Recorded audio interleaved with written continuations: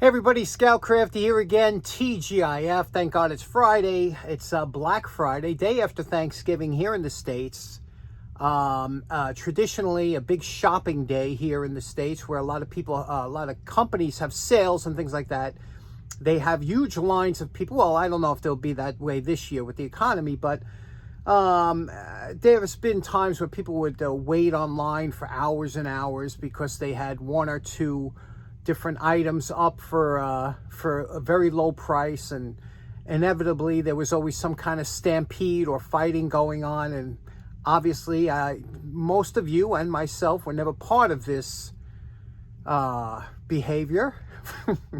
But it was always fun to watch on the news to see these people trample and fight over items, and you just sit there and shake your head and say, I don't know. But thank goodness we don't have to deal with that, because we have some sanity left in us.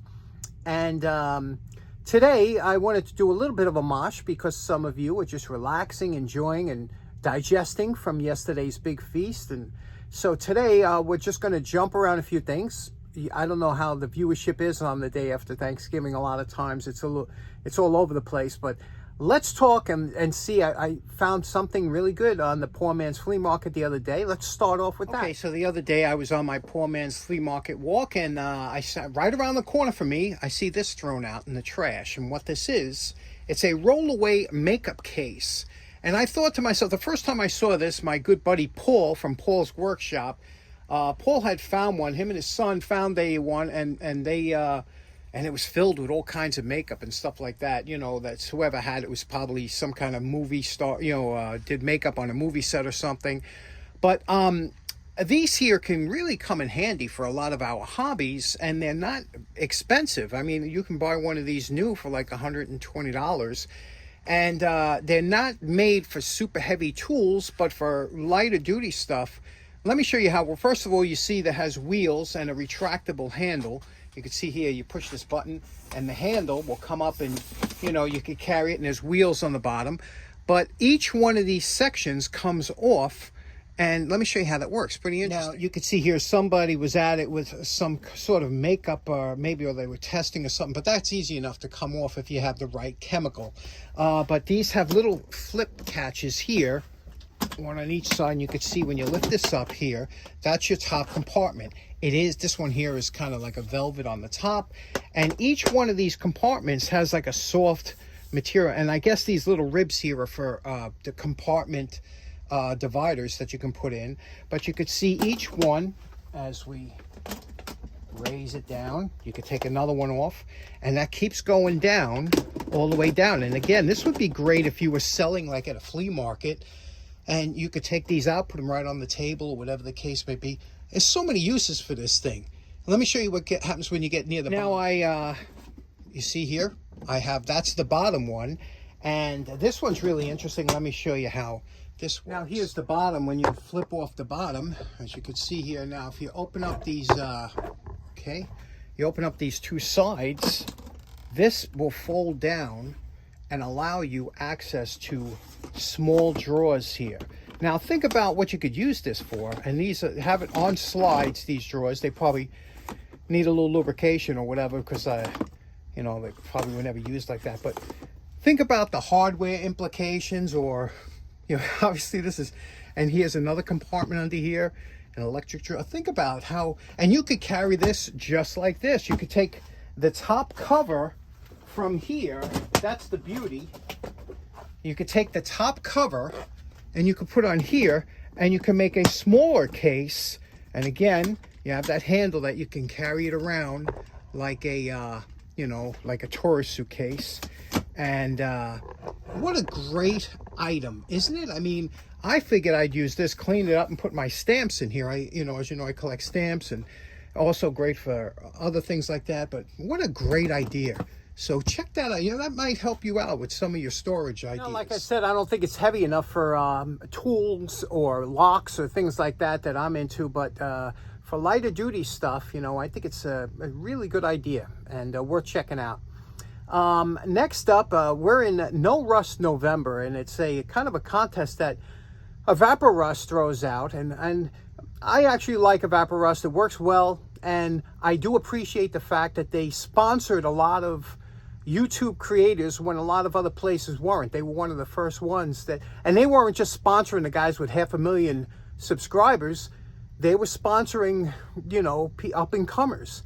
I think it's a genius idea for manufacturers to do that, and they took advantage, and their sales went off the charts. So they have a November contest, and I want to show you how my Evaporust works. Okay, so now just to show you how this will work, this is your typical Evaporust. Here is a pair of channel locks, vintage channel locks from the 50s. You could see here, you could see the rust on here. You can see that, you know, this is in there. Not superly pitted, but it's rusty, and this is a perfect test for Evaporust. What we're going to do is we're going to fill this jar up with Evaporust, and we're going to put half of it in there just to show you. Now, remember, I'll take the worst half. I'll take this one. We'll put this one in, and I'll show you at the end of the show the difference between the two halves. Okay, you can see that's crystal clear. Now, you could reuse this over and over, but we're going to put this in here like this, okay? We're going to let that sit there, and then we'll come back at the end of the show, and I'll show you what it does. Okay, next up, as you know, I am a collector of padlocks, and I love the old master locks. Especially love the advertise. Look at this beautiful box art that they had, the coloring of this, and just the way it was done. So nicely done. And now this one here, you can see this is a master. They call this a Secret Service padlock here. And you could see the lock itself. You can see the size. And here's the key. And look at that nice logo on there, that master logo, right? Now you see that's a standard padlock, so to speak, right? And then you look over here, a little bit bigger one we did was this one here. We did this last week. This is their number 5. And you can see here, number 5. And you can see this is a pretty hefty lock, right? But the master of all master locks, probably one of the more collectible and always in fashion, is this beautiful, one of my favorites, the number 19. Now, these are harder and harder to come by because they were used, you know, for motorcycles, things like that. They got beat up. So when you find one in good shape, now, if you find one in new old stock condition, it's a $100 lock. And especially if it has the red band around the bottom. And this is a nice example, but not new old stock, but it was a real nice example, and you can see it has the keys, but we can make this look like new old stock, and that's what I want to do real quick. And look at the size of this. Can you see? Look at, and this one's a big one here. This number 5 is a big one. Look at this. Look at the whole, I mean, this thing is huge. My buddy Alex just picked one up, and when you hold one of these in your hand, it's a whole different game. So let's clean this up. I just want to get this and put it back in the box, like almost like it was new old stock. So you can see here, we got some on top, which is common.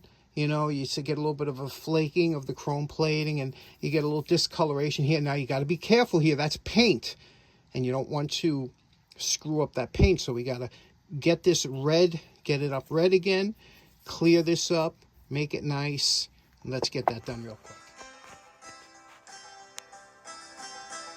And we're calling this project done. You know, whenever you get into anything collectible, always the box makes a huge difference. The original keys, things like that, makes a huge difference in anything you're going to collect. But here it is. We took this out, and now look at this. This looks, we got rid of the top. There was a lot of chipping on the top, cleaned up the bottom, did the plastic up real nice, polished the plastic. So this one here, for all essential purposes, this thing looks new old stock. If you pulled this out of the box, not many people will complain.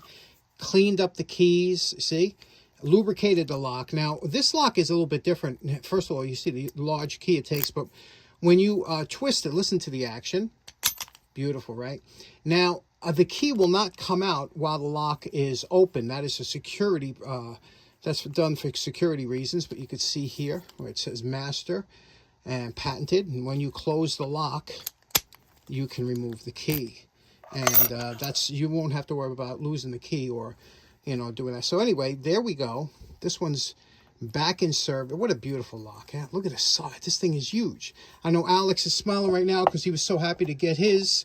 And if you ever come across one at a flea market, a master number 19, it'll say 19 here, and it'll be huge.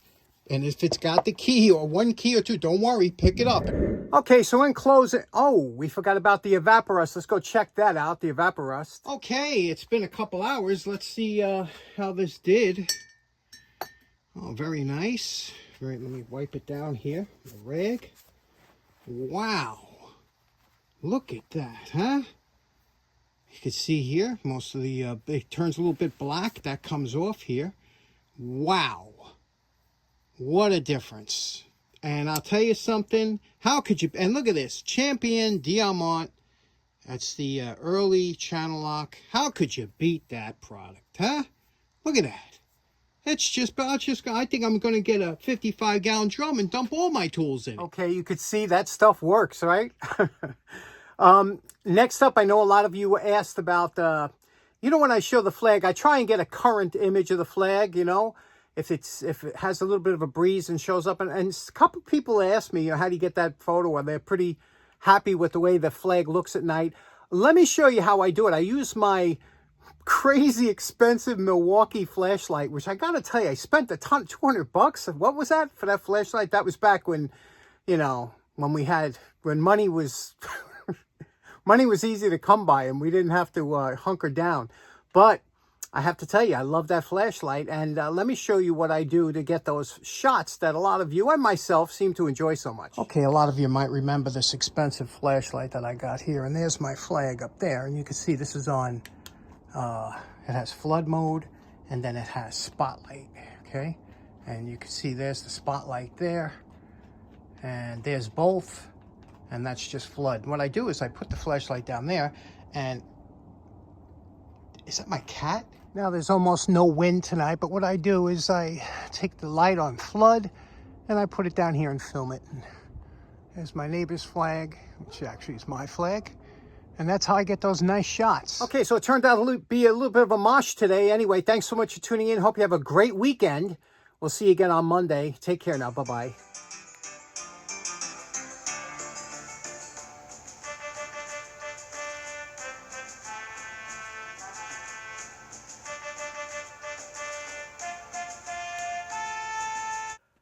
Okay, just a quick word about the Evaporust skit we did, just so you know.